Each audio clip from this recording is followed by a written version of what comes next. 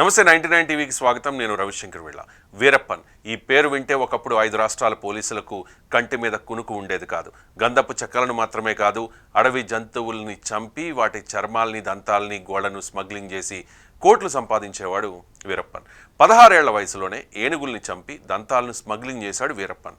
పోలీసులకు దొరకకుండా ఎన్నో ఏళ్ల పాటు అటవీ సంపదను దోచుకున్నాడు. 5 రాష్ట్రాల పోలీసుల్ని ముప్పు తిప్పలు పెట్టాడు.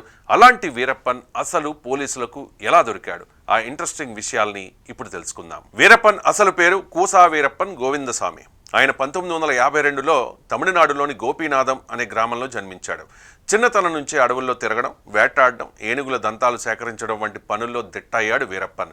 వీరప్పన్కు అడవిపై ఉన్న పరిజ్ఞానం అసాధారణం. వీరప్పన్ మొదట అడవిలో దొరికే పండ్లు, వేర్లు, తేనె ఇలాంటి వాటితో వ్యాపారం చేసేవాడు. కానీ తర్వాత అక్రమంగా చందనం దొంగలు కట్ చేసి అమ్మడం మొదలుపెట్టాడు. అలా ఆయన నేర రంగంలో అడుగుపెట్టాడు. తర్వాత ఏనుగుల దంతాలు, చందనం, అక్రమ రవాణా, వేట, కిడ్నాప్లు, హత్యలు చేస్తూ భయంకరమైన వ్యక్తిగా మారాడు వీరప్పన్. వీరప్పన్ సుమారు 20 ఏళ్లకు పైగా తమిళనాడు, కర్ణాటక సరిహద్దు అడవుల్లో తన సామ్రాజ్యాన్ని నడిపాడు.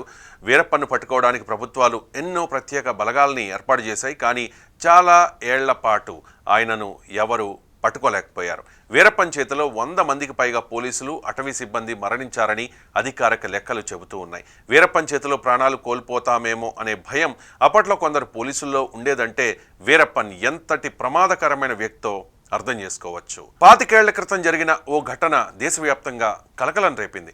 అదేంటంటే 2000వ సంవత్సరంలో కన్నడ అగ్ర నటుడు డాక్టర్ రాజ్ కుమార్ను వీరప్పన్ కిడ్నాప్ చేయడం దేశవ్యాప్తంగా సంచలనమైంది. దాదాపు 108 రోజుల తర్వాత చర్చల ద్వారా ఆయనను విడుదల చేశారు. ఇది వీరప్పన్ నేర చరిత్రలో అత్యంత పెద్ద ఘటనగా నిలిచింది.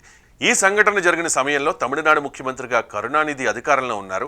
అప్పటికే 1999లోనే రాజ్ కుమార్ కిడ్నాప్ లిస్టులో ఉన్నారన్న హెచ్చరికల్ని సిట్ ఇచ్చినప్పటికీ ప్రభుత్వం అప్రమత్తం కాలేదన్న ఆరోపణలు వచ్చాయి. కిడ్నాప్ తర్వాత ప్రభుత్వం వీరప్పన్తో పలు దఫాలు చర్చలు జరిపినా అవి ఫలించలేదు. కొన్నాళ్ల తర్వాత వీరప్పన్ ఎలాంటి హాని చేయకుండా రాజ్ కుమార్ను విడిచిపెట్టడం మిస్టరీగానే మిగిలిపోయింది. దీర్ఘకాలం వెతికిన తర్వాత 2004 అక్టోబర్ 18న Karnataka special task force operation Cocoon పేరుతో చేపట్టిన యాక్షన్లో వీరప్పన్ చనిపోయాడు.